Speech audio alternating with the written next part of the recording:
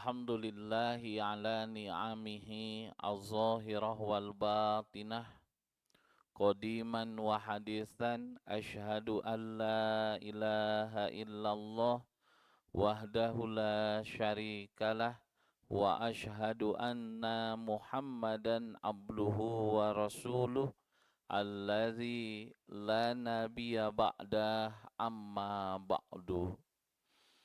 Hadirin ikhwatu iman rahimakumullah, pemirsa warasatul Quran yang diridhoi oleh Allah Subhanahu wa taala.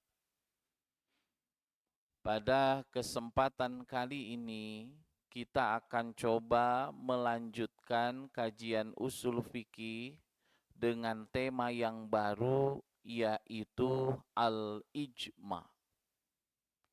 Barangkali istilah ijma sudah menjadi bahasa yang populer dan tidak asing di kalangan umat Islam. Namun sebenarnya apa itu yang namanya ijma? Maka kalau kita lihat secara bahasa, al-ijma merupakan bentuk masdar dari ajma'a yujmi'u ijma'an, di mana para ulama usul fikih memberikan definisi yang namanya al-ijma'u lugotan al-ittifaqu. Yang namanya ijma menurut bahasa tiada lain adalah kesepakatan. Itu arti ijma secara lughah, artinya adalah al-ittifaq, yaitu kesepakatan. Adapun menurut istilah, para ulama usul memberikan definisi ittifaqu mujtahidi ummati Muhammadin sallallahu alaihi wasallam, kesepakatan para mujtahid umat Nabi Muhammad sallallahu alaihi wasallam. Mujtahid yang mana? Seluruh mujtahid umat Nabi Muhammad.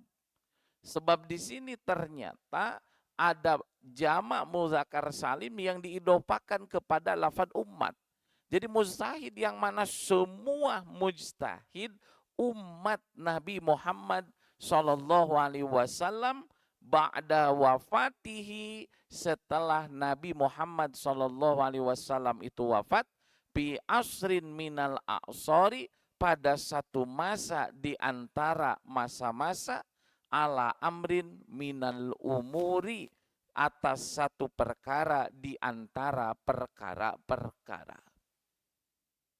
Maka kalau kita lihat dan kita analisa secara sederhana, ijma ini adalah kesepakatan para mujtahid umat Nabi Muhammad. Yang dikatakan umat ini kan berarti menunjukkan jumlah yang banyak, dari generasi awal sampai nanti generasi terakhir.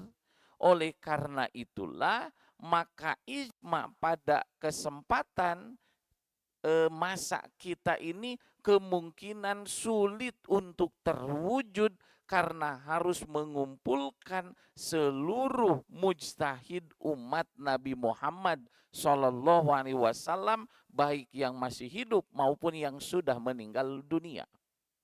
Maka ringkasnya para ulama mengatakan wal ijma'u ijma'u sahabah. Maka ijma yang legal itu adalah ijma'nya para sahabat, di mana para sahabat pada waktu itu masih memungkinkan untuk berkumpul, kesepakatan dari mujtahid Nabi, mujtahid umat Nabi Muhammad sallallahu alaihi wasallam tersebut. Nah, maka sebagai contoh sederhana, yaitu tiada lain adalah menetapkan bagian waris untuk kakek. Apabila kita teliti, maka tentu tidak ada, barangkali kata para ulama belum ditemukan ayat yang spesifik yang menerangkan berapa sebenarnya bagian untuk kakek itu. Maka disepakatilah oleh para ulama, khususnya para sahabat, bagian dari kakek itu adalah 1/6, diputuskan demikian yaitu melalui yang namanya al-ijma, tentu dengan berbagai macam keterangan yang dimiliki oleh para sahabat. Kenapa?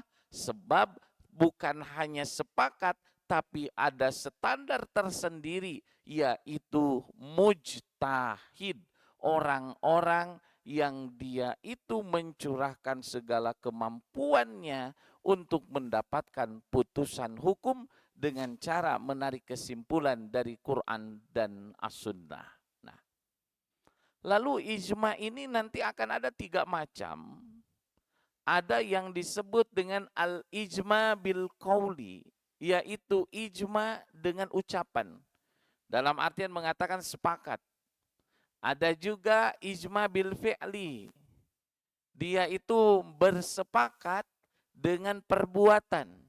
Dan ada juga yang namanya ijma itu bisukut, yaitu dengan diam.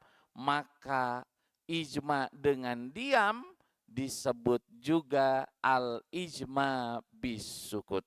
Nah, oleh karena itulah yang perlu kita benar-benar pegang, wal ijma'u sahabah hadza muwafiq.